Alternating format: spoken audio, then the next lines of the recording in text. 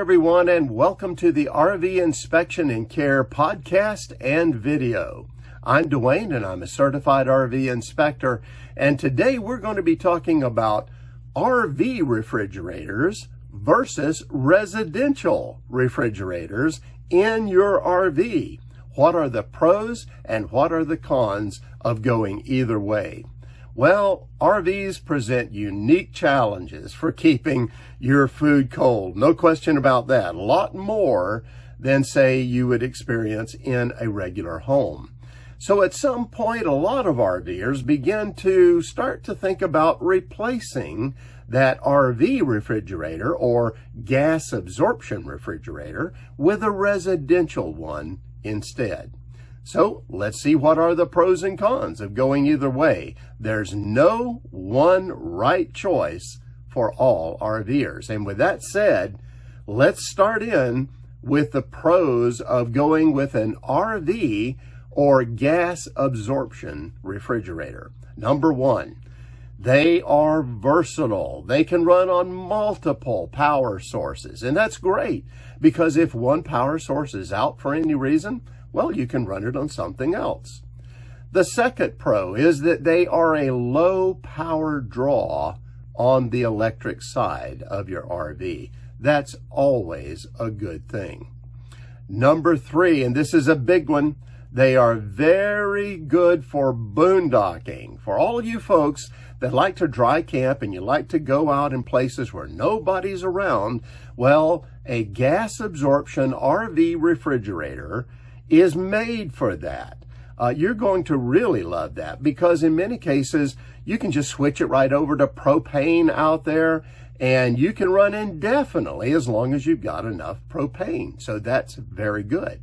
The next pro is that they are lighter than residential refrigerators. They save weight in the RV that way. And remember, everything comes back to weight in an RV eventually. So it's important then to save as much as you can. RV refrigerators do that, especially if they happen to be in a slide, because you got to make sure you don't overload that slide mechanism. The other point is that RV refrigerators are already fit right in to your RV. In fact, in many cases, it sort of seems like they put the refrigerator in and built the rest of the RV all around it. But the point is that once it's in an RV, it's set in there, it's made for it. All you've got to do is replace it if you have problems. And that's a pro. The last pro is no moving parts. Let me emphasize that. That is so great. No moving parts. In other words, you can take a gas absorption RV refrigerator and go down the road in your RV, jostling along as you go, and it will usually handle it very well. That's what they're made to do. So all of those are pros for RV gas absorption refrigerators. But there are cons, and let's start with number one. It's the big one for a lot of people.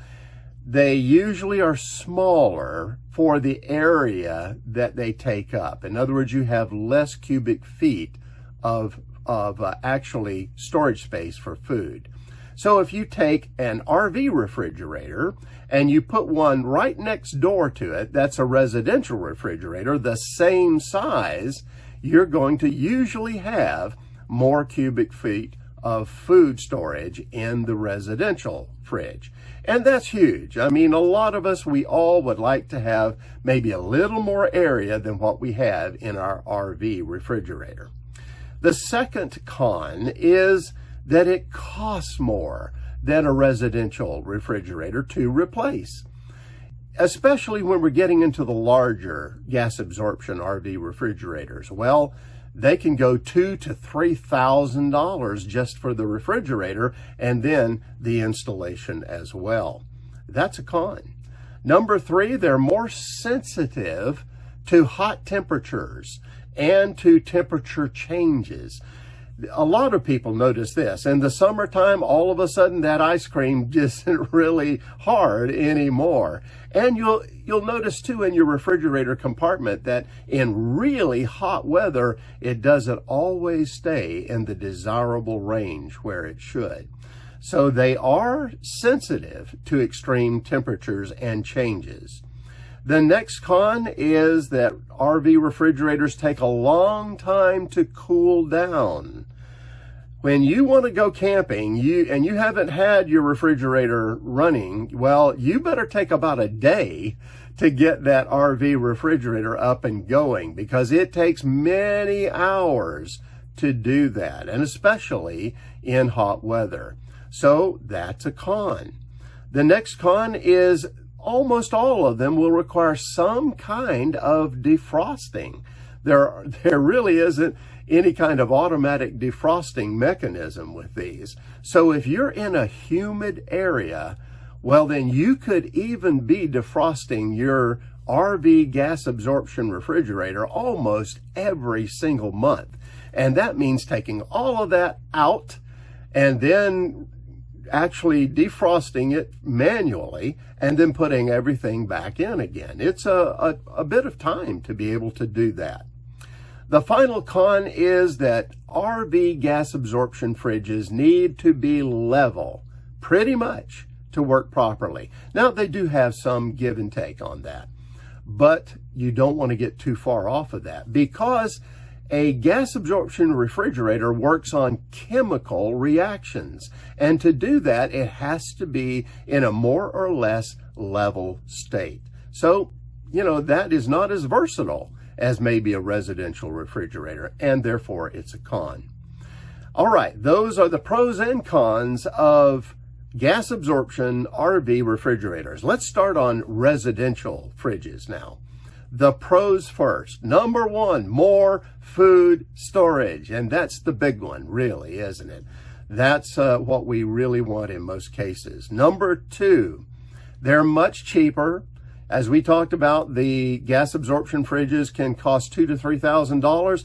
Well, if you get one about the same size that's a residential fridge, you may be only spending a few $100s, or at the most maybe $1,000. So definitely a big difference in cost.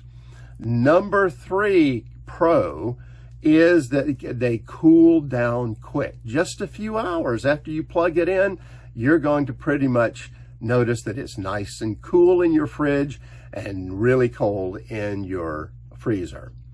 The fourth pro for residential fridges is they work much better in hot weather, and they're more consistent with temperature change. In fact, a lot of people take residential fridges and they'll put them out in a shed for storage of extra things they want to keep cold. And that's because they can be out in temperature extremes and still function rather normally in many cases. Now, the next pro is that they have a longer lifespan. Most residential refrigerators will probably last these days between 18 to 20 years, whereas RV gas absorption refrigerators are usually known to last somewhere between 10 to 15 years. So it is a consideration. And the last pro for the residential refrigerator is the frost-free capability. It means there's so little maintenance that is needed for a residential fridge, as opposed to having to defrost them on a regular basis for gas absorption refrigerators. Well, now let's talk about the cons, because there are cons for residential fridges. Number one, you may, in fact, probably will need to make changes to your RV to get a residential refrigerator to fit in it. That's because they were made for the RV fridge. And so to put a residential fridge in, very often you've got to make some mods. And that means you very well may lose storage when you do. Number two con, they're heavier, sometimes by far. So that means it's going to contribute to the weight of your RV. If you're already at the limit of your gross vehicle weight rating, well, then that's going to be an issue.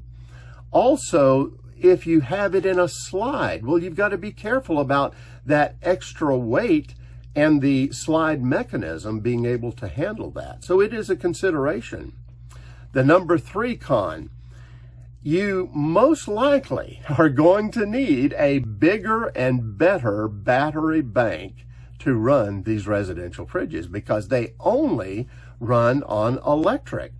And most battery banks in RVs are not really going to be up to the job. So when you buy that residential fridge, very often you're going to be buying a bigger battery bank, a better one, and probably even a bigger and better inverter too, to convert 12 volt power to 120 volts to run that residential refrigerator. That's something to keep in mind.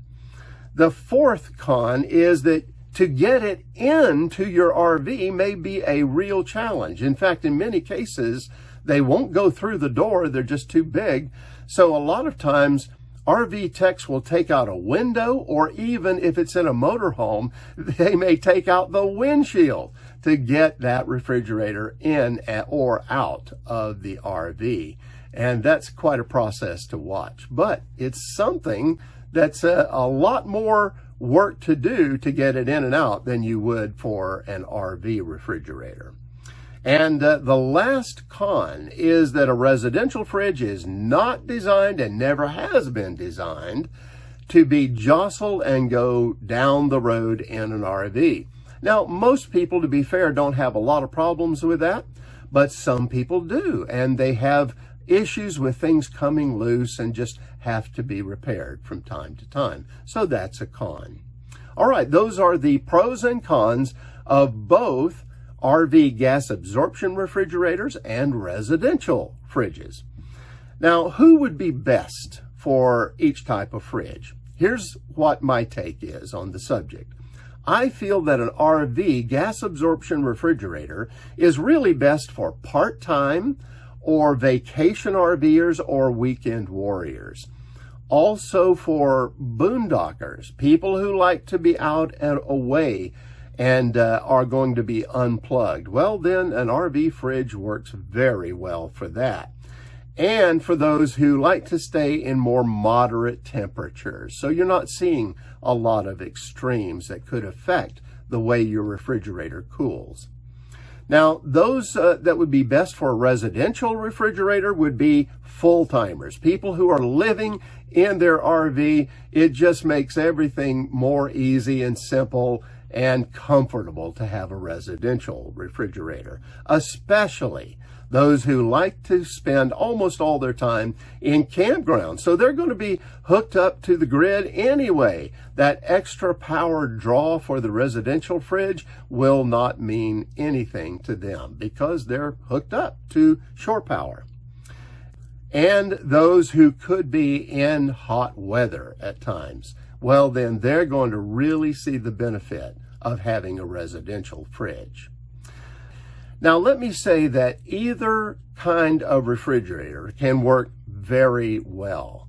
There's no one kind that's just a good solution for everybody. So what I recommend is this. Consider the pros and the cons that we have talked about today for both kinds of refrigerators. Then compare that with your RV travel and camping habits. And if you do, I'm sure that you will make the decision that is best for you. Well, that's it for now. Have safe and happy travels, my friends. Until next time.